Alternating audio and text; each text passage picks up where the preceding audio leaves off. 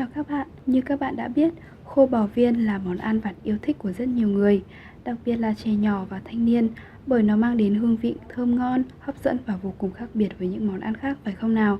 Vậy thì hôm nay hãy cùng Feedy vào bếp để làm ngay món ăn này các bạn nhé.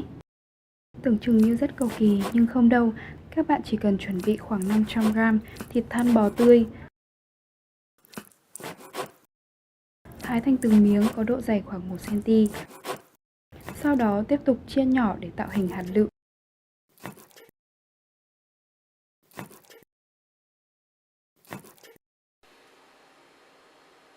Khi đã thái xong, các bạn ướp thịt bò với 1/2 thìa cà phê muối, 1/2 thìa cà phê tiêu, 1/2 thìa cà phê rượu, 2 thìa canh nước tương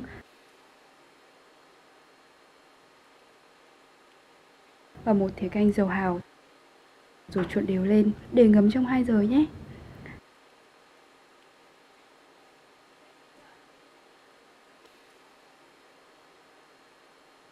Trong lúc chờ ướp thịt bò thì mình sẽ đặt chảo lên bếp, cho 100g hạt thì là vào rang trong 3 phút.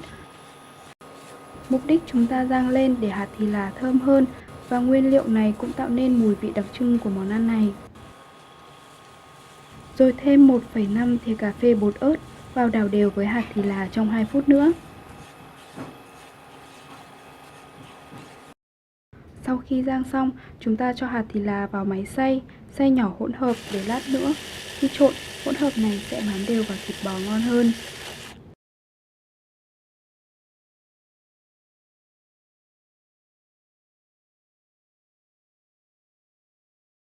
Tiếp đó, các bạn cho thịt bò vào chảo, đảo đều tay.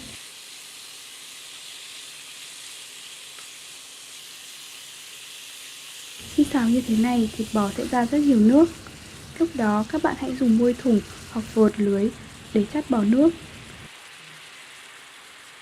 Sau đó tiếp tục cho thịt bò sang chảo khác và rang tới khi miếng thịt bò khô lại.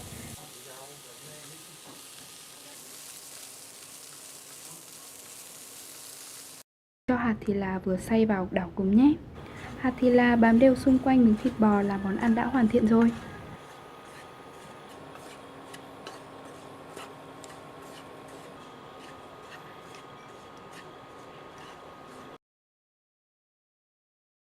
Món thịt bò viên vừa ngon miệng lại dễ làm, các bạn hãy cùng nấu để thưởng thức nhé.